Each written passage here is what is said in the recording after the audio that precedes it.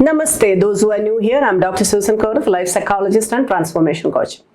ഇന്നത്തെ നമ്മുടെ ടോപ്പിക് എന്ന് പറയുന്നത് എന്നോട് ഒത്തിരി പേര് ചോദിച്ചിട്ടുള്ളൊരു കാര്യമാണ്, എങ്ങനെയാണ് how to inform a narcissist about their abuses. അതായത് ഒരു നാർസിസിനോട് എങ്ങനെയാണ് നമ്മൾ അവരുടെ അബ്യൂസസിനെ പറ്റി പറയുക, താൻ ഒരു അബ്യൂസർ ആണെന്നോ താൻ എന്നെ അബ്യൂസ് ചെയ്യുകയാണെന്നോ ഒക്കെ പറയുക എന്നുള്ളതാണ്. അതിനകത്ത് നമ്മൾ നോക്കാൻ പോകുന്ന കാര്യങ്ങൾ എന്ന് പറയുന്നത്, എങ്ങനെയാണ് എനിക്ക് അവരോടത് ചെയ്യാൻ പറ്റുക, ഇനി ഞാൻ അവരോട് അങ്ങനെ ചെയ്തു കഴിഞ്ഞാൽ എന്തൊക്കെ കാര്യങ്ങളാണ് അവിടെ സംഭവിക്കുക, ഇനി പറയുമ്പോൾ ഏത് രീതിയിൽ നമുക്കത് പറയണം എന്നുള്ളതുമാണ് നമ്മൾ നോക്കുന്നത്. So let's dive in. അപ്പോൾ സാധാരണ നമ്മളൊരു നാർസിസിസ്റ്റ് എന്ന് പറയുന്ന ആളെ നമുക്കറിയാം, വളരെ അബ്യൂസീവ് ആണ്, വളരെ ടോക്സിക് ആണ്. അവർക്ക് അവരുടെ കാര്യം മാത്രമേ ഉള്ളൂ, നമ്മളെ പറ്റി വലിയ ചിന്തകളൊന്നുമില്ല. ആരെ കിട്ടിയാലും ഏത് സിറ്റുവേഷൻ കിട്ടിയാലും അവയെ എനിക്ക് ഏത് രീതിയിൽ പ്രയോജനകരമായി നോക്കണമെന്നാണ് അവർ നോക്കുന്നത്. മറ്റൊരാൾക്ക് എന്ത് വേദനയുണ്ടാക്കുന്നു, അവർക്ക് എന്ത് പ്രശ്നം ഉണ്ടാകുന്നു, അതൊന്നും അവരുടെ കാര്യമേ അല്ല. അവർക്ക് അവരുടെ കാര്യം മാത്രം. അപ്പോൾ നല്ല സെൽഫ് സെൻറ്റേർഡും സെൽഫിഷും അതുപോലെ തന്നെ എമ്പതി ഇല്ലാത്തവരുമാണ്. അവർ മോറായിട്ട് അവരെ തന്നെ ഇങ്ങനെ ലൈഫ് ഏറ്റവും നല്ല രീതിയിൽ കൊണ്ടുപോകാൻ നോക്കുന്നതാണ്. വളരെയേറെ ഇമോഷണൽ വൾണറബിളുമാണ്. അവർ കുറച്ച് പേടിയും കൂടുതലായിരിക്കും സാധാരണ നമ്മൾ നോക്കുമ്പോൾ. അപ്പോൾ നമുക്ക് പലപ്പോഴും തോന്നും ഇവരോട് നമുക്ക് പറയണം, അല്ലെങ്കിൽ നമ്മൾ പ്രത്യേകിച്ച് ഇപ്പം ഇന്നത്തെ ഒരു കാലഘട്ടത്തിൽ ഒത്തിരി വീഡിയോസ് ഇറങ്ങുന്നു, ഒത്തിരി ഇൻഫർമേഷൻസ് ഉണ്ട്, ലിറ്ററേച്ചർ ഉണ്ട്, എല്ലാം ഉണ്ട്.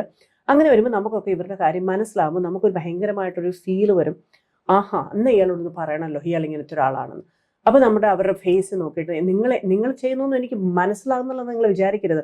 നിങ്ങൾ ആരാന്നൊക്കെ എനിക്ക് മനസ്സിലായി, നിങ്ങളൊരു വല്ലാത്തൊരു നാർസിസിസ്റ്റ് ആണ്. ഇനി എന്നെ അങ്ങനെ കിട്ടുമെന്ന് നിങ്ങൾ വിചാരിക്കേണ്ട. നിങ്ങളുടെ എല്ലാ കൊള്ളരുതായികയും എല്ലാ കാര്യങ്ങളും എനിക്ക് നല്ലതുപോലെ അറിയാം. നിങ്ങൾ എന്ത് ചെയ്യും എന്നൊക്കെ പറഞ്ഞാൽ നമുക്കിങ്ങനെ പറയാൻ ഭയങ്കരമായിട്ടുള്ള ആഗ്രഹങ്ങളും, നമുക്ക് ഭയങ്കര എന്തോ നമ്മുടെ മനസ്സങ്ങനെ പറയും, അങ്ങനെ പറയാനായിട്ട് എന്താ എനിക്ക് പറഞ്ഞാൽ അയാൾ ചെയ്യുന്നതിന് കുഴപ്പമില്ല, ഇത്രയും നാളും എനിക്ക് മനസ്സിലായില്ല, ഇത്രയും നാളും ഞാൻ സഹിച്ചു, ഇനി ഞാൻ സഹിക്കത്തില്ല, ഇനി ഞാൻ അയാളോട് പറയും എന്നുള്ള രീതിയിലേക്ക് നമ്മൾ പറയും. പക്ഷെ നമ്മൾ ഒരു കാരണവശാലും അത് ചെയ്യാൻ പാടില്ല. ചെയ്ത് കഴിഞ്ഞാൽ അയാൾക്കല്ല കുഴപ്പം, നമുക്കാ കുഴപ്പം. കാരണം എന്താണെന്നറിയോ, അവർക്കറിയാം അവരിപ്പോൾ ചെയ്യുന്നത് ശരിയല്ല എന്ന്, അവർക്ക് എന്തൊക്കെയോ കുഴപ്പമുണ്ടെന്നും അവർക്കറിയാം.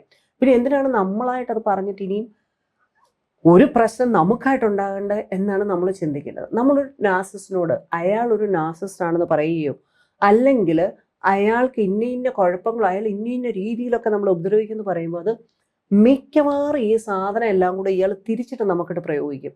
എന്നിട്ട് നമ്മളെന്തോ മെന്റലി ഇല്ലായിട്ടുള്ള ആളുകളാണെന്നോ, നമ്മളെന്തോ പ്രശ്നക്കാരാണെന്നോ, നമ്മളെപ്പോലെ പ്രശ്നമില്ലാത്ത ആൾ ഈ ഭൂമിയിലില്ല എന്നോ, നമ്മുടെ കൂടെ ജീവിക്കാൻ പറ്റത്തില്ലെന്നോ, നമ്മൾ അത്രയും ദുഷ്ടരും അത്രയും പ്രശ്നക്കാരുമാണ്, നമ്മൾ കാരണം അയാളുടെ ലൈഫ് ഭയങ്കരമായിട്ട് പ്രശ്നത്തിലായെന്നൊക്കെ ആയിട്ട് അയാൾ കംപ്ലീറ്റ്ലി തിരിക്കും.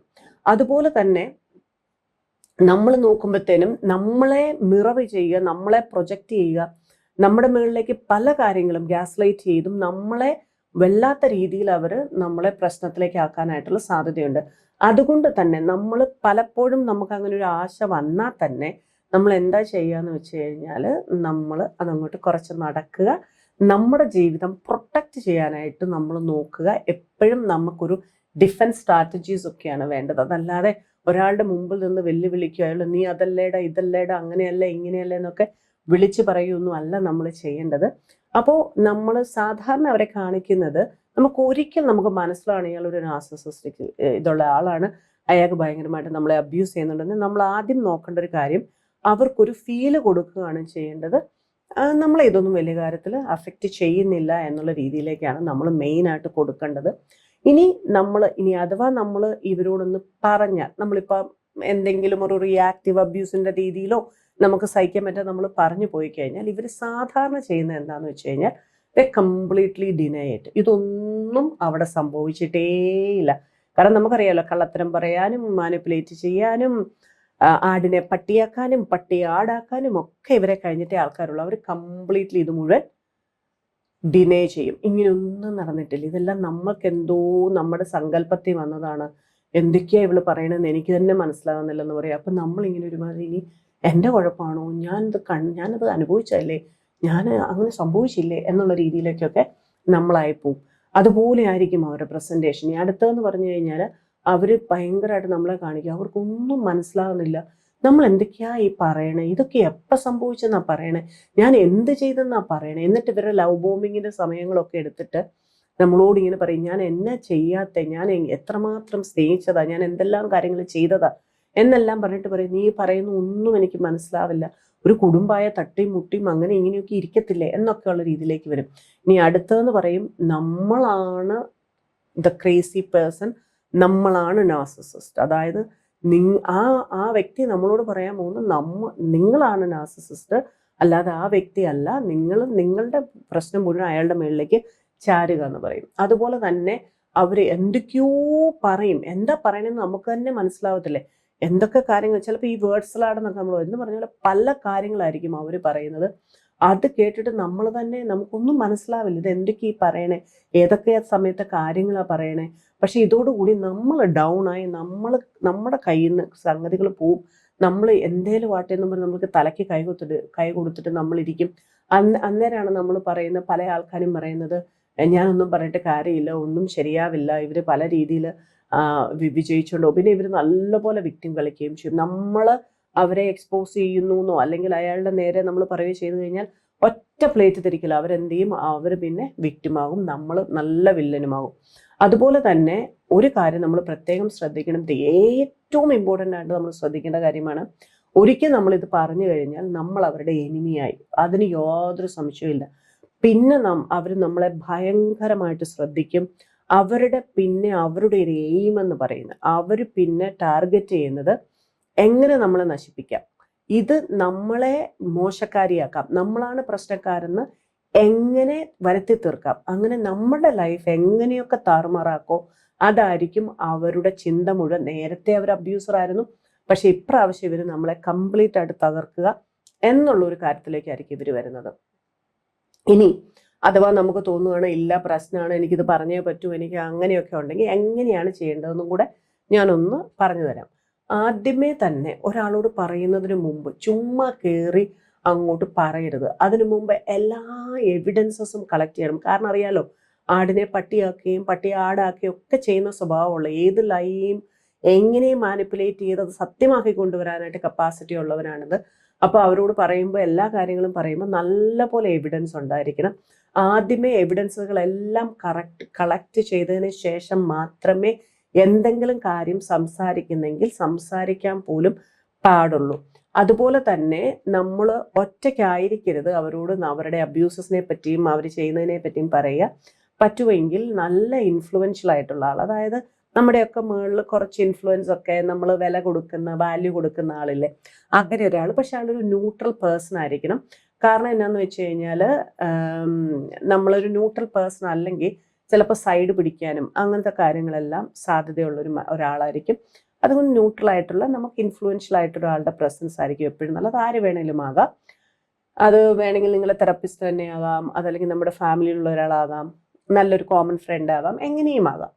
ഇനി നമ്മൾ നോക്കുന്നത് ഈ എങ്ങനെ പ്രസന്റ് ചെയ്യുമെന്ന് ചോദിച്ചു കഴിഞ്ഞാൽ, നമ്മളൊരു വില്ലനാണ്. നമ്മളൊരു കാര്യം പ്രസന്റ് ചെയ്യുമ്പോൾ, അതായത് മറ്റേ ആൾക്ക് പ്രശ്നമുണ്ടാകുന്ന ഒരു കാര്യം നമ്മൾ പ്രസന്റ് ചെയ്യുമ്പോൾ ഓട്ടോമാറ്റിക്കലി നമ്മളൊരു വില്ലനാകും. നമ്മൾ വില്ലനാകുമ്പോൾ എപ്പോഴും നമ്മൾ അതിനെ വളരെ നല്ല രീതിയിൽ അക്സെപ്റ്റ് ചെയ്യണം. ഒരു റാഡിക്കൽ അക്സെപ്റ്റൻസ് നടത്തണം. ഓക്കെ, ഞാനിവിടെ പറയാൻ പോവുകയാണ്, അയാൾക്ക് താല്പര്യമില്ലാത്ത, അയാൾക്ക് എഗെയിൻസ്റ്റ് ആയിട്ടുള്ള കാര്യമാണ് ഞാൻ പറയാൻ പോകുന്നത്. അപ്പം നമ്മൾ എപ്പോഴും ഒരു ഐ സ്റ്റേറ്റ്മെന്റിലൂടെയാണ് പറയുന്നത്. എനിക്ക് ഒരു കാര്യം എങ്ങനെയാണ് അനുഭവപ്പെട്ടത് എന്നുള്ള രീതിയിൽ പറയാം. നിങ്ങൾ അങ്ങനെ ചെയ്തില്ലേ, നിങ്ങൾ ഇങ്ങനെ ചെയ്തില്ലേ, അവിടെ പോയപ്പോൾ അങ്ങനെ സംഭവിച്ചില്ലേ, നിങ്ങൾ അന്നേരം ഇങ്ങനെ പറഞ്ഞില്ലേ, നിങ്ങൾ എൻ്റെ ഫിനാൻസസ് എല്ലാം ഇങ്ങനെ, അങ്ങനെയല്ല പറയുക. എനിക്ക് എങ്ങനെ ഒരു കാര്യം വന്നു എന്നാണ് പറയുക. എനിക്ക് ഒരു കാര്യം എങ്ങനെ അനുഭവപ്പെട്ടു. എനിക്ക് പലപ്പോഴും ഈ റിലേഷൻഷിപ്പിൽ ഈ സമയത്ത് ഇങ്ങനെ പ്രശ്നങ്ങൾ ഉണ്ടായിട്ടുണ്ട്. ആ പ്രശ്നങ്ങൾ ഞാൻ നോക്കുമ്പോൾ അതിൻ്റെ എവിഡൻസസ് എല്ലാം ഇതാണ് എന്നുള്ള രീതിയിൽ എനിക്ക് കാണിക്കാൻ പറ്റണം. റാദർ ദാൻ അയാളെ അക്യൂസ് ചെയ്ത് ഇങ്ങനെ ഒരു ഫിംഗർ പോയിന്റ് ചെയ്ത് നിർത്തുന്നതിന് പകരം എനിക്കുണ്ടായ ബുദ്ധിമുട്ടുകൾ എന്ത് എന്നുള്ളത് ഞാൻ വളരെ കറക്റ്റായിട്ട് ഞാൻ ഇവിടെ പ്രസന്റ് ചെയ്യുകയാണ്. അങ്ങനെ ബുദ്ധിമുട്ടുകളിലൂടെ പോകാൻ എനിക്ക് പ്രയാസമുണ്ട് ഇനി മുതൽ, അതുകൊണ്ട് ഇതിനെ ഡീല് ചെയ്യുക എന്ന് പറയുന്നത് വളരെ ഇമ്പോർട്ടൻ്റ് ആണെന്നുള്ള രീതിയിലാണ് നമ്മൾ പ്രസന്റ് ചെയ്യാവൂ. അങ്ങനെ പ്രസന്റ് ചെയ്യുമ്പോൾ തന്നെ, അതുപോലെ തന്നെ നമ്മൾ ഒരു കാര്യം പ്രത്യേകം ശ്രദ്ധിക്കണം.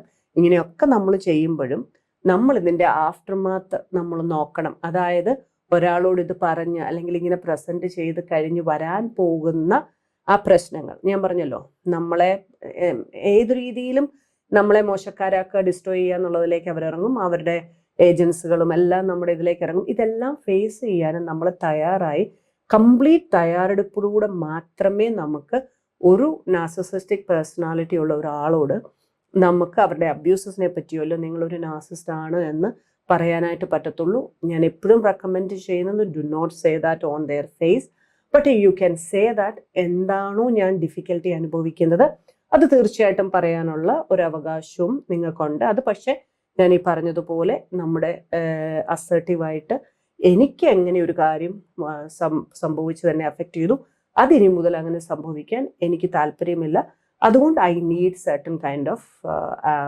ലൈക്ക് കറക്ഷൻസ് ഓർ അഡ്ജസ്റ്റ്മെന്റ്സ് എന്നുള്ള രീതിയിലേക്ക് നമ്മൾ പറഞ്ഞ് അതിനെ ഹാൻഡിൽ ചെയ്യാനേ നോക്കാവുള്ളൂ. അത് തീർച്ചയായിട്ടും നിങ്ങൾ ഇവരുമായിട്ട് നമ്മൾ ഇവരുടെ മുമ്പിൽ ഒരു കൺഫ്രണ്ടേഷൻ ഒന്നും പോകാതെ കാര്യങ്ങളെ അസർട്ടീവായിട്ട് പ്രസന്റ് ചെയ്യുക എന്നുള്ള രീതിയിലേ പോകാൻ പറ്റത്തുള്ളൂ. അതല്ലെങ്കിൽ നമുക്ക് ബുദ്ധിമുട്ടുണ്ടാകും. അപ്പോൾ നമുക്കൊരു നഴ്സിനോട് പറയണം ഇങ്ങനത്തെ കാര്യങ്ങളെല്ലാം നിങ്ങൾ ഫോളോ ചെയ്യുക. പക്ഷേ എന്നിട്ടും നിങ്ങൾക്ക് ബുദ്ധിമുട്ടുണ്ടാകുകയാണെങ്കിൽ, പല പല പ്രശ്നങ്ങൾ ഉണ്ടാകുകയാണെങ്കിൽ, നമുക്കറിയാം പല രീതിക്ക് നമ്മൾ നാർസിസ്റ്റുമായിട്ട് എങ്ങനെ ജീവിക്കാം എന്നുള്ളതിൻ്റെ വീഡിയോസ് ഒക്കെ ഉണ്ട്, അത് നമ്മൾ നോക്കുക. അതല്ല എന്നുണ്ടെങ്കിൽ നിങ്ങളുടെ ജീവിതം പ്രൊട്ടക്റ്റ് ചെയ്യുക. ഡിവോഴ്സ് എങ്കിൽ ഡിവോഴ്സ്, സെപ്പറേഷൻ എങ്കിൽ സെപ്പറേഷൻ, അത് നമ്മുടെ ലൈഫിനെ സെക്യൂർ ആക്കുകയാണ് ചെയ്യുന്നത്. അതിലേക്ക് നിങ്ങൾ ഫോക്കസ് ചെയ്യുക എന്നുള്ളത് നമുക്ക് ചെയ്യാനായിട്ട് പറ്റത്തുള്ളൂ. കാരണം ഒരു നാർസിസിക് പേഴ്സണാലിറ്റി ഡിസോർഡർ ആൾക്ക് ചേഞ്ച് വരിക എന്ന് പറയുന്നത് വളരെ ഡിഫിക്കൽട്ട് ആയിട്ടുള്ള കാര്യമാണ്. അതുകൊണ്ട് തന്നെ വി ക്യാൻ ഓൺലി പ്രൊട്ടക്ട് അവർ ലൈഫ്.